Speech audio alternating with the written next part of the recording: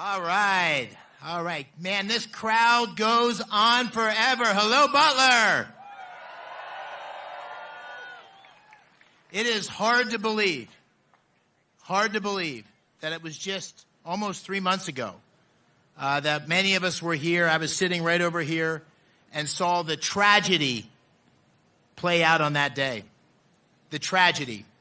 And we're here to mourn, really here in sorrow, to mourn the loss of Corey Compertor, but not only mourn his loss, to honor who he was, because he's sort of the best of everything about America. He was a role model for everything that's great about this incredible country. We're also here to mourn the terrible injuries, almost life-threatening injuries, of David Dutch and James Copenhaver, and are so glad that they're okay and that they're well on the way to full recovery. Let's give them a hand.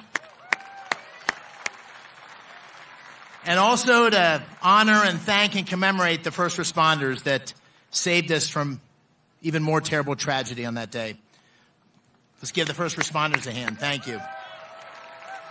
But you know, the best way to honor those who have gone before us, the best way to honor those who have served us, the best way to honor those who have made the ultimate sacrifice is to keep America the greatest country in the world.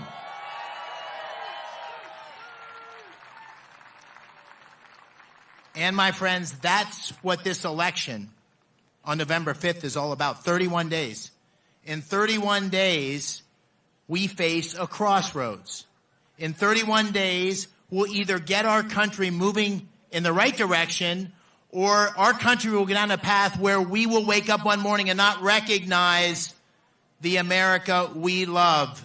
This is the most important election of our lifetimes. And the choice could not be more stark. It's a choice between strength of President Trump, the guy you saw on this stage saying, fight, fight, fight.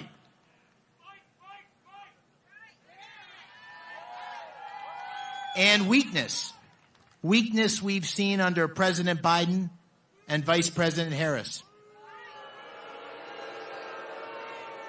It's a choice between common sense policies to get prices down, get our economy back on track, open up our energy sector, secure our border,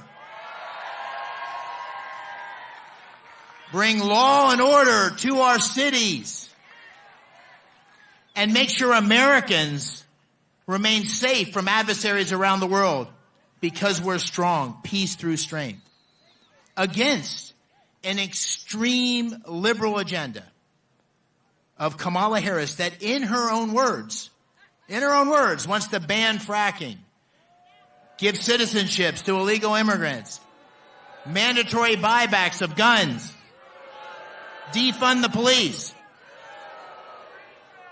And I want to tell you, this race for the Senate also is going to determine what kind of Pennsylvania we want for our great Commonwealth. And that's also a choice. It's a choice between a seventh-generation Pennsylvanian. I was born in Washington County. My dad was born in Indiana County. My mom was born in Punxsutawney. I like to say that because it reminds me of Punxsutawney Bob, my opponent. Someone who's an outsider, someone who's a businessman, someone who went to West Point, someone who served in the 82nd Airborne Division in Iraq. Against someone who's a career politician, 30 years in elected office, 30 years. Someone who is weak when we need strength. And someone who's been a 99% vote for the radical liberal agenda of Biden and Harris that's taking our country over a cliff. So we need to turn into this election and recognize that we're facing a crossroads.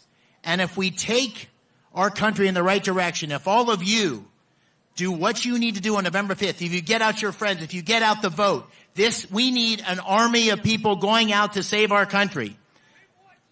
And if we win this election, we are going to have the America we love for every single American. We are going to have the America we love for our children.